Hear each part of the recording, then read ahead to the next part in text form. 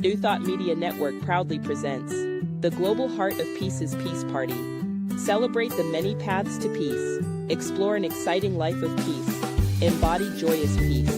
Come to our weekly Peace Party, Mondays at 5 p.m. Mountain Time.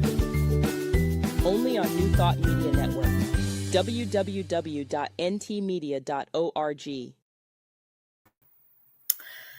Well, hello, beautiful people, and welcome. Welcome to Peace Party, brought to you by the Global Heart of Peace Initiative. I'm Reverend Sherri Ginand, and I'm a minister with the global organization called Centers for Spiritual Living. And we believe in a loving creator whose spirit lives through each of us and in all of creation. We're here to celebrate the many aspects of peace today and the joy surrounding that. Today I'll be talking about, you ready for it? Here's a hint in the picture behind me. I'll be talking about peace is the bread we break, and I'll explain that in a moment. I was inspired for this title from a 1983 Fred Small song. I first saw Fred Small perform over 40 years ago. He's still around, still singing. He's a lawyer turned singer-songwriter. He was called to be a troubadour for peace. So I'm going to read you some of the lyrics from his song. And later on, there'll be a link where you can listen to an audio of the full song. So Peace is the name of his song. And the chorus goes like this. Peace is the bread we break. Love is the river rolling. Life is the chance we take when we make this earth our home, gonna make this earth our home. And one of the verses goes, peace grows from a tiny seed as the acorn grows into the tallest tree.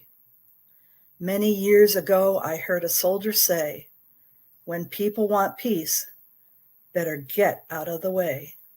Yes, peace is the bread we break.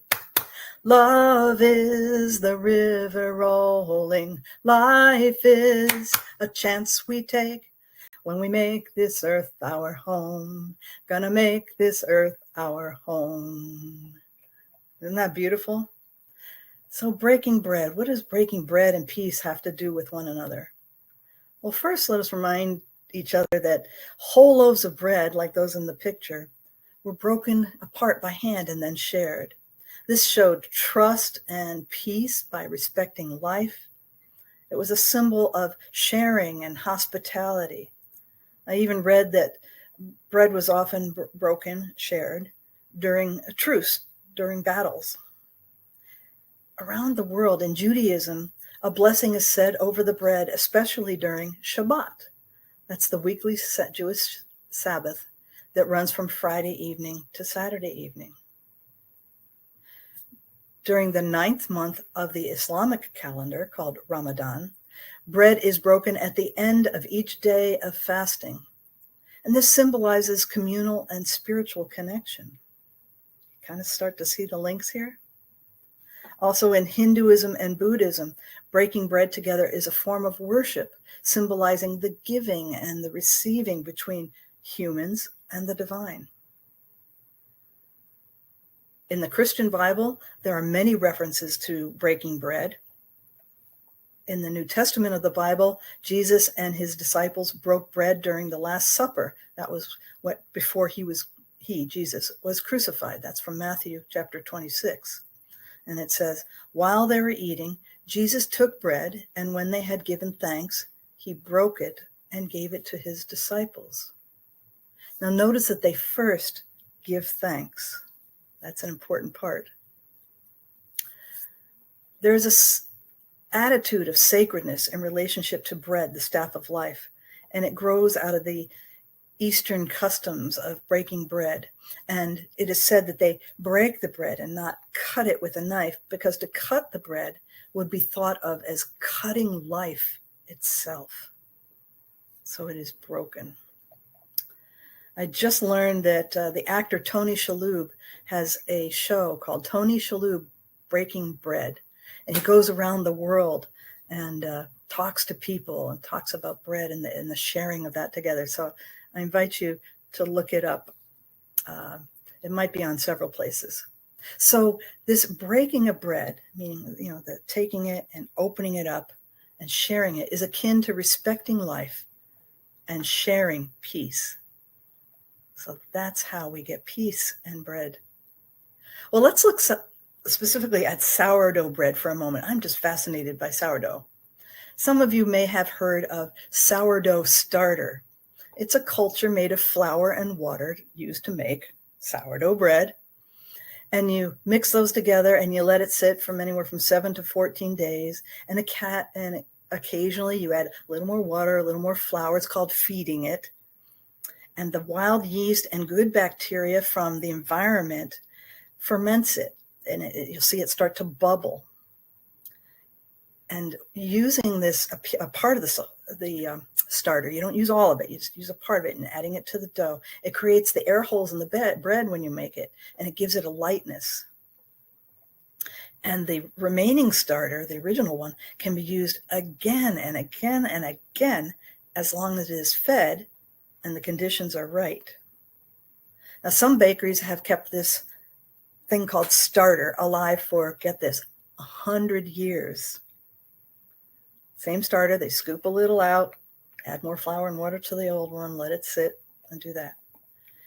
Starter, I even read starter can be as old as 1,000 years. I don't know if this has been proven, but in Wales, there's a family who has kept starter going as their heirloom. But even beyond 1,000 years, this was amazing. Read this, Googled this.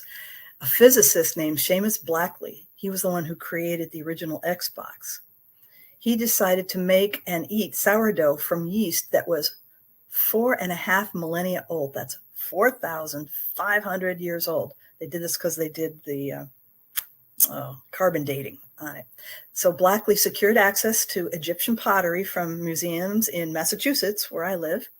And with the help of a microbiologist, he was able to scrape and take some of the yeast,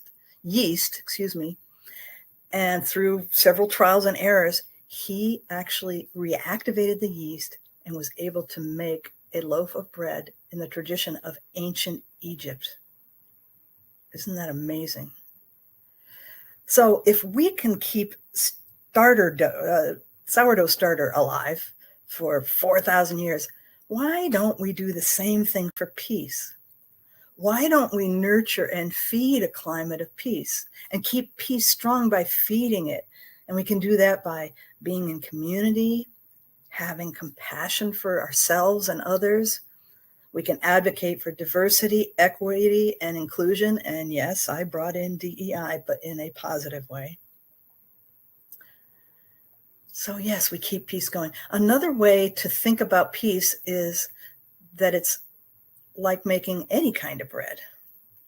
So, there's many flavors. You can see, again, some in the background here. There's many flavors and types of bread, just as there are many paths to peace. You got your basic ingredients in bread, some kind of grain, water, and a leavening. That's the rising agent. And to that can be added salt and other seasonings. So I have kind of something fun we can do is just take a moment to contemplate each of these steps of bread making and apply it to ourselves in embodying peace. And ask yourself, am I like the flour, the main ingredient that nourishes others in promoting peace? Am I the water that helps bind people together? Do I help groups coalesce in a thoughtful and uplifting way? Am I the leavening that brings everyone's consciousness to a higher level, making it rise? Am I the salt that adds creativity and flavor and depth to peace conversations and peace actions? Am I the oven that provides the heat, that energy to motivate people to action, to promoting peace, to being peace and living peace? Am I the one that breaks the bread and serves it to others, that they may be nourished and feel valued and safe? Or perhaps I nourish people to keep them going for the long journey towards peace for all, being a peace advocate. Think about those things. So in the process of making bread, it's similar to making peace. For bread, the ingredients must be first mixed and left to rise and then baked. Too little baking time and the bread is raw and inedible. Cook it too long and it burns and it's just hard and unpalatable. But cooked at just the right temperature and for the right length of time, it's a savory and life-sustaining substance. The process of peace is similar. Instead of ingredients, many diverse people and aspects come together to make the dough. And peace is not an instant process. It takes time for the actions of the people to leaven, to rise up. It takes the right attitudes and conditions to build a lasting and hearty peace. When peace is grounded in awareness of the oneness of all humanity, then a life-supporting atmosphere of peace can exist. And if we feed it, it can grow and go on and on. So I invite us to embody peace throughout the day as an ongoing personal spiritual practice, something author Matthew Kelly would call holy moments, sprinkled throughout the day. Our peace, one's peace, is a necessary ingredient for a creative and fulfilling life. And as bread is the staff of life around the world, so many are starving. And so we can bring peace by actually feeding people. During this season of the year, we often donate food to food pantries to provide for those in need. We maybe serve at soup kitchens. But let's make an intention to make this a year-round practice. You can also buy an unsliced loaf, a whole loaf, and share it at a meal. First blessing it, giving thanks, stating gratitude for all that Spirit has given us. And if you don't have a loaf of bread, you can just simply break a cracker. And as you do so, you can set an intention for peace. Or better yet, make some fresh bread. Get the whole family involved and make several loaves and bring one to a neighbor who's perhaps housebound and alone. Or as an offering of peace to the neighbor whose dog always poops in your yard. Or give some to an unhoused person. Again, an attitude of peace begins within us and is lived through our actions. And even when we're alone, we can acknowledge gratitude when we sit down for a meal. We can feel a sense of peace radiating from our heart out to the world. And so we close with this blessing. I know that the great Creator, the one that is all, is everywhere and provides for all its children and all beings on earth. And that through the love that comes from that Spirit, we share our love by breaking bread with others in our intimate circles, in our communities, and perhaps even the world beyond. So I'm just so grateful for this blessing of bread, for this blessing of all the gifts of Spirit that can be ours, and know that peace will continue to grow just like that sourdough starter if we feed it, if we nurture it, and use it for good. I know this to be true, so true. And so I say that in this truth is that which is the reality of all. Blessings, amen, and so it is. Thank you for joining us today as we explore a unique aspect of peace and hopefully introduce you to a new way to look at peace. So please join us again next week at 5 p.m. Mountain Time for a new guest and a new topic, which will be Getting Above the Battle Lines with Jackie Beretta. So may you dance in the joy of a peace-filled life. May its bread of life nourish you.